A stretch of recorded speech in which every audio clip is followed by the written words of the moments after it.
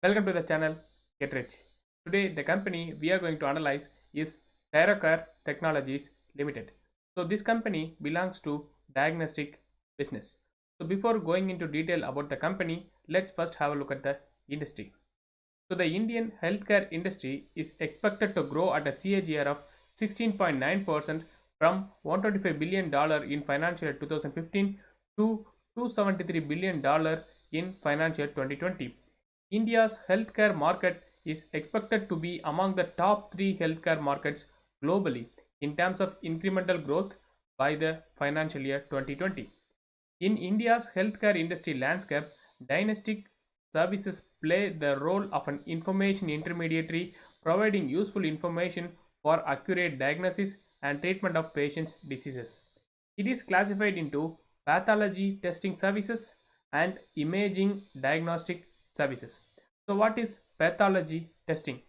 So, the pathology testing or in vitro diagnosis involves the collection of samples in the form of blood, urine, stool, etc., and analyzing them using laboratory equipment and technology to arrive at useful clinical information that assist in treatment of patients' diseases.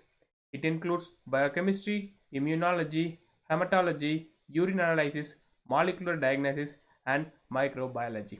And the other one, imaging diagnosis. So what is imaging diagnosis? So imaging diagnosis, or in other words radiology, involves imaging procedures such as x-rays and ultrasounds which help determine anatomical or psychological changes inside a patient's body, thus assisting doctors to diagnose disease. It includes more complex tests such as CT scans, MRIs, and highly specialized PET-CT scans. Though the Indian diagnostic market is still small compared to those in developed countries, it is among the fastest growing segments in the overall healthcare market. The industry is largely dominated by small regional unorganized diagnostic laboratories that account for more than 70% of the total diagnostic market. Due to significant latent demand emerging on the back of improving economic conditions in the country and a rapidly emerging urban population, there is a large shift happening from unorganized to organized segment. Despite this, the share of unorganized segments continues to remain intact as low entry barriers leads to influx of many unorganized players. So according to research reports on Indian healthcare diagnostic industry, this industry is likely to grow by at least 11% per annum in next 5 years. So this is all about diagnostic business. So let's have a look at the company Thyrocare Technologies Limited. So Thyrocare Technology Limited is an innovation in clinical laboratory created by Dr. A. Velmani, a scientist and entrepreneur. In a journey of 20 years, this biochemistry laboratory focused on disorders has become the single largest preventive care brand in the field of diagnostics. It is known for its focus, quality, cost, speed, automation, logistic, and systems that serve to the billion people of the country. Thyrocare had remained a closely held company and they decided to do an IPO, and they did an IPO at a price of 436 rupees per share. So, and then the offer was oversubscribed 75.4 times with more than 8 lakh retail investors, the highest in healthcare industry in India. So Thyrocare is one of the country's leading laboratories promoting the use of preventive diagnostic tests. They operate the country's largest and first fully automated clinical chemistry laboratory supported by 11 regional laboratories to ensure wider reach. Thyrocare Technology Limited is one of the leading pan-India diagnostic chains that conducts an array of medical technology tests and profiles of tests focused on early detection and management of disorder and diseases. So as of March 31st, 2020, the company offers a total of 288 tests and 120 profiles of tests to detect several disorders including of thyroid, growth, metabolism, autoimmunity, diabetes, anemia, cardiovascular, infertility, and various infectious diseases. The company's profiles of tests include 54 profiles administered under its successful Arogyam brand, which offers patients a suite of wellness and preventive healthcare tests. It primarily undertakes testing services at its fully automated centralized processing laboratory supported by a network of regional processing laboratories. So the company's CPL, which is Centralized Processing Laboratory located in Navy Mumbai, is equipped with automated systems, diagnostic testing instruments, and processes from leading international and Indian healthcare brands. It is fully automated and driven by a barcoded and bidirectionally interface system and laboratory information system. The CPL meets international quality standards and has received global accreditations from College of American Pathologists, National Accreditation Board for Testing and Calibration Laboratories NABL, and the ISO certifications. It commenced setting up RPLs in 2014 and currently operates 11 regional processing laboratories or RPLs, one each in New Delhi, Coimbatore, Hyderabad, Chennai, Kolkata, Bangalore, Bhopal, Mumbai, Patna, Pune, and Bhubaneswar. These centers process samples sourced from their respective regions. What the company does, the company collects samples from local hospitals, laboratories, diagnostic centers, nursing homes, clinics, and doctors through its pan India network of authorized service providers. As of March 31st, 2020, the company had a total of 44,645 touch points, comprising 4,410 B2B partners across 796 cities of India. The company's widespread network of ASPs has enabled it to expand the reach of their central processing laboratories and regional processing laboratories, thereby processing access to a large customer base.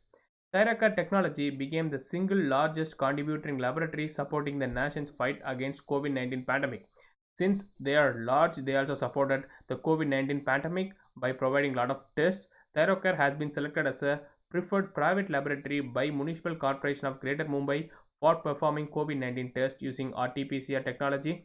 While they have performed tests for all major MCGM affiliated hospitals to help them contain the spread of virus, their team has moved with great agility to isolate cases in Dharavi, one of Asia's largest slums. Their response helped contain the outbreak of virus in this densely populated slum and has been acknowledged by MCGM. So they did very good work in this COVID-19 test in the area of Mumbai. So their average sample processing time is 20 to 24 hours and they have 1333 employees, and as I said, they are servicing 796 cities. And if you have a quick look at their financial parameters, they have a revenue of 400 crores and they have EBITDA of 168 crores and they have PAT, profit after tax, of 112 crores and they have free cash available 76 crores, and they performed around 11.04 crore investigations and 1.92 samples processed. So before looking into their business sectors, first let's have a look at their quarter 3 highlights. So their quarter 3 pathology revenue, which is 132 crores, consists of COVID RT-PCR revenue of 27.34 crores. So their pathology revenue revived fully in quarter 3 with growth of 7% in quarter 3, because since they are doing COVID tests and their other business were dying down or slowing down because of the lockdown, and only COVID tests are taking a bigger chunk of their revenues in quarter 1 and quarter 2, and in quarter 3 they already starting to revive their other business. So despite historically quarter 3 being the lean quarter for diagnostic business, non-RT-PCR pathology revenues recorded a growth of 4% in sequential quarters. Also, healthy revival in preventive care business with volume growth of 24% and value growth of 28% quarter over quarter. Q2 radiology revenue of 6.16 crore with operations at all centers commenced. So also radiology revenue revived to the extent of 78% year over year in quarter 3. Also, if you look at the year-to-date updates, their total revenue from pathology business, which is 334 crores. Also, their total revenue from COVID RT-PCR is 98 crores, which is 29% of total revenue from pathology business. And their total non-COVID sample processed and reported was 10.49 million. And their total COVID RT-PCR samples processed and reported was 0.65 million. So total revenue from radiology business is 12.73 crores and their total PET CT scans performed 9,352.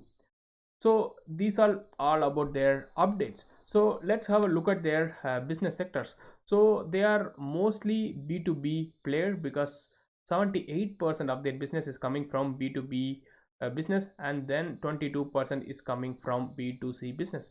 So almost 276 crores from B2B and 76 crores from B2C. And also if you look at their distribution, they have 32% distributed in the west, 26% in the south, and then 22% in the north and 19% in the east. So then if you have a look at their business revenue, so first one is, let's take a look at their diagnostic business or preventive care business. So their preventive care business constitutes significant portions of their top line, which has been a setback during pandemic. They are seeing significant revival of the preventive care business in the current quarter. The contribution of revenue from sale of Arogyam Profiles packages in the current quarter is 46% of total non-COVID business. So they were doing pretty good, but then at the beginning of the pandemic, their demand fall, or this business was falling because of the lockdown, but their COVID business compensated for this loss. So currently their business is remaining. Also, they are sustaining their margins despite some price control of COVID tests from state governments. They are doing pretty good margins, so they are doing at about 40% margins, so that's pretty good. So also, if you have a look at their other business, which is imaging or radiology, also it was doing quite nice, but then during just before the pandemic, their growth fall down pretty huge because of the lockdown and other stuff, or restricted air travel. So because of restricted air travel, their sample, because usually they collect samples and take it to the processing centers, because of this air travel disruption, their supply chain also bit disrupted, but now everything is coming back and their business is also slowly reviving. So the radiology business revealing rapidly after lockdown, since most of the PET-CT centers are fully functional and seeing walk-ins, so their scans performed in prominent centers sequentially increased by more than 30 percentages. Also, the regional processing laboratories, the zonal processing laboratory at Delhi has commenced operations in the current quarter. So also their Bangalore zonal processing laboratory is likely to commission in quarter 4, and Kolkata zonal processing laboratory is likely to commission in quarter 1 of next fiscal. So this will enable them to attain quick turnaround time. So Lucknow and Kochi regional processing laboratory are ready to commence operations in quarter 4. So they are also doing some expansions. So then if you have a look at their total revenues, so the revenue from operations, so it was from 1.7 crore to 5.66 crore from quarter 1 to quarter 3. Also, if you look at their center revenue, so they have like different centers in Navi Mumbai, Delhi, Hyderabad, and then Aurangabad, Jaipur, Nasik, Bangalore. So number of scans performed, which is also 1384 in quarter 1 to quarter 3, 4691. So this is all about their new subsidiary. They are also expanding their new field of scanning. So this is also a new business they are doing. So we have a look at their other businesses in the next slide. So if you have a look at their other business, so as I said, they have a subsidiary which is called Nuclear Healthcare Limited, so which operates a network of molecular imaging centers focused on early and effective cancer monitoring. Their centers are located in New Delhi, Navi Mumbai, Hyderabad, Mumbai, Jaipur, Nasik, Aurangabad, and Bangalore. Each of these imaging centers use PET-CT scanners to assist in cancer diagnosis, staging, monitoring of treatment and efficacy, and evaluation of disease recurrence. So as of March 31st, 2020, Nuclear has 11 operating PET-CT scanners across its 9 imaging centers, 2 in Navi Mumbai, 2 in New Delhi, 1 each in Hyderabad, Jaipur, Mumbai, Aurangabad, Coimbatore, Nasik, and Bangalore. So it is in the process of shifting existing PTC scanners at 2 other locations to new locations. So Nuclear also owns and operates a medical cyclotron unit in Navi Mumbai, which produces the radioactive biomarker FDG required for PET CT scanning. So this is also other business they are starting to increase, and also they are doing other business which is Focus TB. So their tuberculosis business Focus TB is part of this strategy, which is they are expanding. So they have been able to rapidly scale this business and presently cover the entire Mumbai metropolitan region. They are closely assessing the current situation and intend to replicate the model in other territories too. So progressing on this strategy, they have introduced newer technologies like microbiology tests, non-invasive prenatal testing, and food intolerance profiles in 2019-20. So their newer channels are promising areas and will augment their growth in the future. Also, if you look at their other opportunistic play, which is COVID-19 testing, so with the regular business which was impacted, they have seen a silver lining in performing COVID-19 tests using RT-PCR technology, which has opened a new revenue stream. They have been selected as a preferred private laboratory for performing tests for all major hospitals affiliated to Municipal Corporation of Greater Mumbai, like Seven Hills Hospitals, Baba Hospital, Nair Hospital, VN Desai Hospital, Nesco Isolation Facility, PKC Isolation Facility, etc. Their role in containing the virus spread in Dharavi, considered to be one of Asia's largest slums, has also been acknowledged by MCGM. As of August 2020, they have processed more than 1,85,000 tests. They have also been chosen by MCGM for the Appalichitsky project to serve the city and west zone of Mumbai. They are presently sourcing samples from 139 municipal dispensaries, 18 maternity homes, 14 hospitals, and 3 urban health centers, and have successfully deployed their services to their satisfaction. So they are also doing COVID related tests. So this business is doing good this year. Maybe next year it will do good, but then it will die down slowly once this pandemic ends. And then let's have a look at their total samples per day processing over the years. So their samples per day from 2015 to 16 it was around 31,000, and then currently in 2018 to 19 it was around 51,000, and investigation per day it's 1,68,000 in 2015-16, and 2018-18 it was 2,77,000. So their B2B partners also increased from 1,041 to almost 6,342, and their cities of presence increased from 355 to 555. Currently they are processing 796 cities. So their net worth also increased from 375 crores to 420 crores. And then if you also see the samples reported in millions quarterly, so the previous financial quarter one it was 5 million, and in quarter one current year it was 1.9 because of the pandemic. It took a huge hit. And then if you look at the quarter two, already they were improving, so 5.2 previous year and currently 4.6. And then if you look at the quarter three, already they are in the growth path. They increased from 4.5 million samples reported to 4.7 samples reported. So they are reviving, so and their growth are coming back. And then if you look at their COVID versus non-COVID revenues, so in quarter one their COVID revenue was 23.4 crores and non-COVID revenue was 31 crore, because in quarter one they have a lot of lockdown, and their business, their traditional business did not have much revenue. So mostly their COVID revenue was 23.4 crores and non-COVID revenue was only 31 crores. And then quarter two their COVID revenue was 47.6, and already their non-COVID revenue is 100.9. And then quarter three the COVID revenue was 27.3 crores and their non-COVID revenue was 104.8 crores. So they are coming back to normal. Even without COVID revenue they are again coming back to 104 crores revenues. And then if you also have a look at the samples reported from COVID and non-COVID, so 0.08 COVID samples and 1.77 million non-COVID samples, and 0.28, 4.32, 0.29 and 4.4 million. So these are the COVID versus non-COVID samples quarter over quarter. And then if you have a look at their revenue from operations from COVID, non-COVID and imaging, so in quarter one it was 23.36 COVID and 30.34 non-COVID, and then 1.87 imaging. And in quarter two 47.65 is COVID and 100.6 is non-COVID. And then quarter three is 27 is COVID and 104 non-COVID and 6.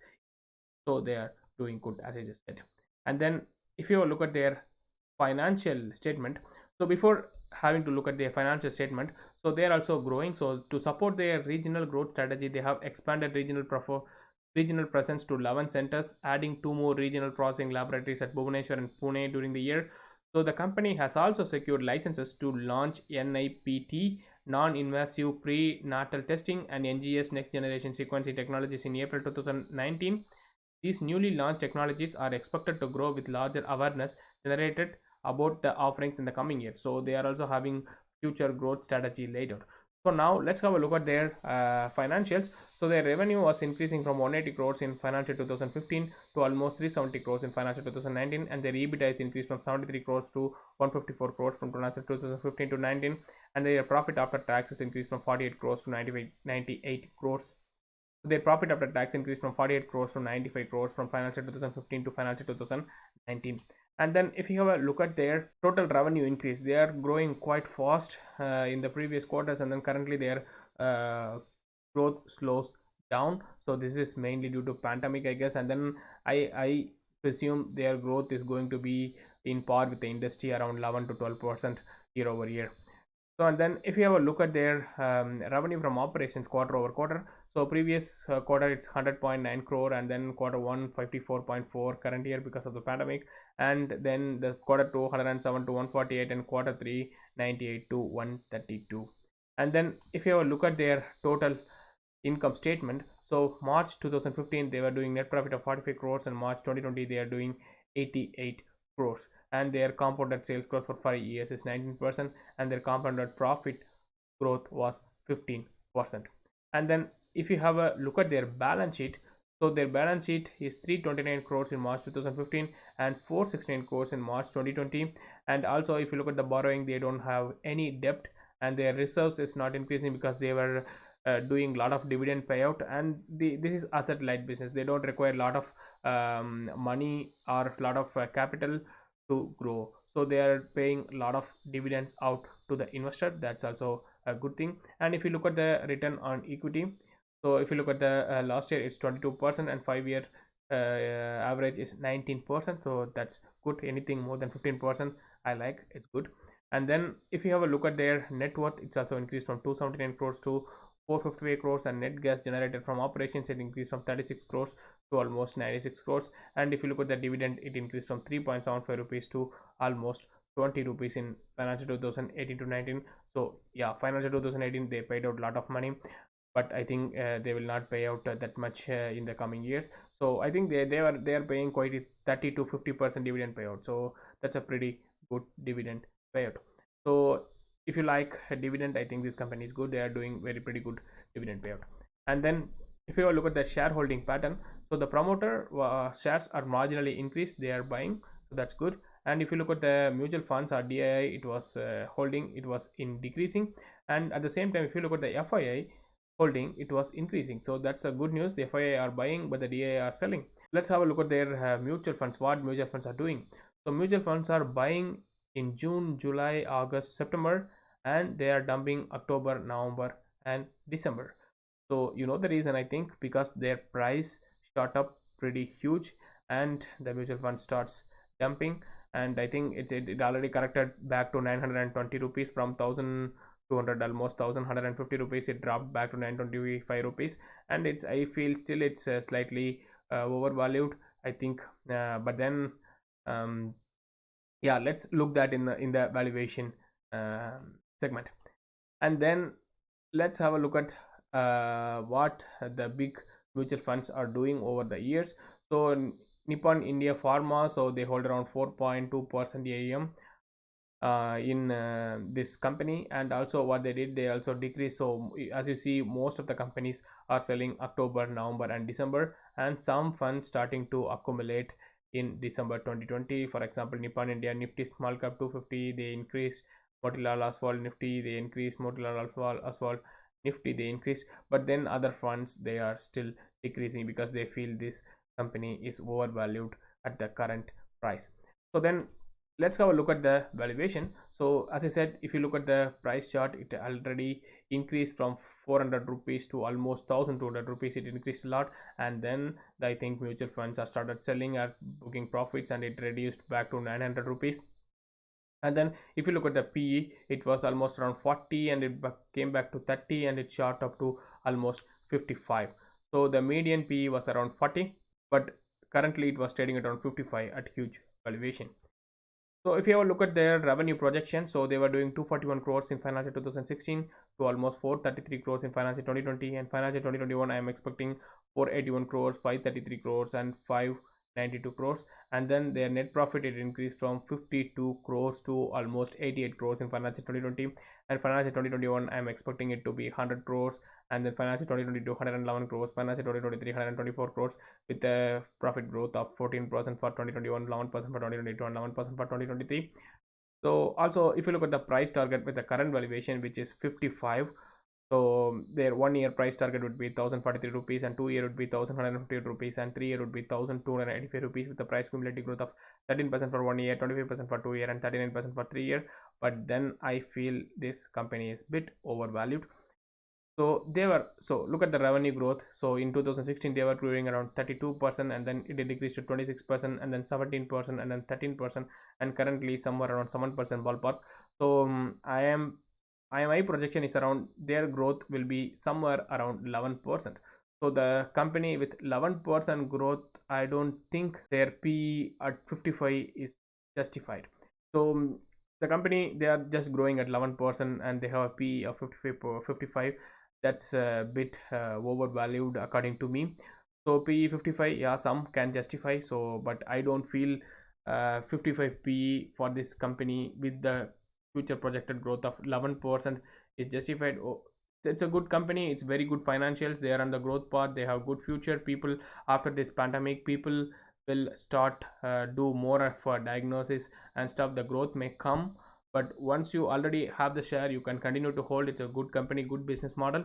But then, so if you want to enter newly in this stock, I don't recommend to buy at this price. The price of course come down from 1150 to almost 926 rupees, but then I will not buy at this current price. I will wait for the corrections, or if this price comes down bit more due to profit taking or other any other circumstances, if the price corrects even more, then I would be interested in this stock. So at this current price, I will not put my money in this stock.